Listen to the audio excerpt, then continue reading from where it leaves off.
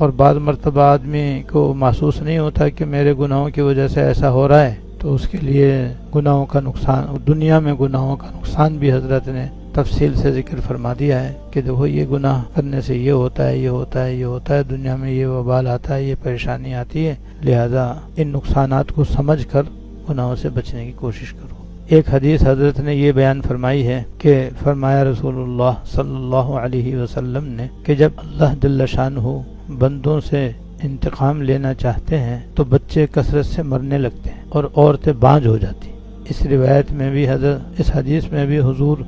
صلی اللہ علیہ وسلم نے اللہ تعالیٰ کی نافرمانی کرنے کی وجہ سے دو نقصانات کا ذکر فرمایا ہے کہ جب بندے اللہ تعالیٰ کی نافرمانی کرتے ہیں تو اللہ تعالیٰ ناراض ہوتے ہیں، اور جب ناراض ہوتے ہیں تو اللہ تعالیٰ کی ناراضگی کا اثر دنیا کے اندر یہ ظاہر ہوتا ہے کہ بچے کثرت سے مرنے لگتے ہیں۔ ایک طرف تو بچے مرنے لگتے ہیں، دوسری طرف عورتوں سے اولاد ہونا بند ہو جاتی ہے۔ تو عورتوں کا بانجھ ہونا آج بھی بہت کثرت سے پایا جاتا ہے۔ بے شمار عورتیں ہیں کہ جو شادی شدہ ہونے کے باوجود اولاد کی نعمت سے محروم ہیں۔ تو اولاد سے محروم ہونے کے بہت سے اسباب ہو سکتے ہیں، اس میں سے ایک سبب یہ ہے کہ ایسی عورتیں اللہ تعالیٰ کی نافرمانی کرتی ہیں اور اس نافرمانی کی وجہ سے بانجھ ہو جاتی ہیں اور ان کے اولاد نہیں ہوتی۔ معلوم ہوا کہ گناہوں کا ایک وبال دنیا میں اس طرح بھی ظاہر ہوتا ہے کہ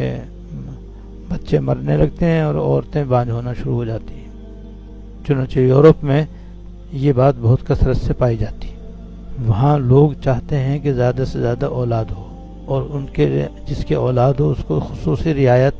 دی جاتی ہے، اور ان کو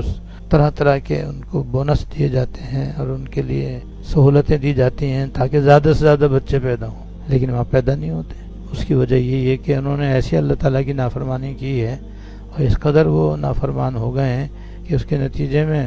اب وہ اولاد جیسی نعمت سے محروم ہیں، اور چاہتے ہیں کہ اولاد ہو، اور وہ ہرگز خاندانی منصوبہ بندی پر عمل نہیں کرنا چاہتے، لیکن اس کے باوجود وہ اولاد کی نعمت سے محروم ہیں، جس کی وجہ سے آج بھی وہ بہت پریشان ہیں کہ ہمارا آگے چل کر کیا ہوگا۔ جب اولاد ہونا بند ہو گئی ہے، برائے نام اولاد ہو رہی ہے، تو آگے چل کر پھر ہمارے ملک کا کیا حال ہوگا۔ تو یہ وبال ہے گناہوں کا۔ جس ملک میں، جس علاقے میں جو گناہ زیادہ ہوگا اس کا وہی اثر وہاں زیادہ ظاہر ہوگا۔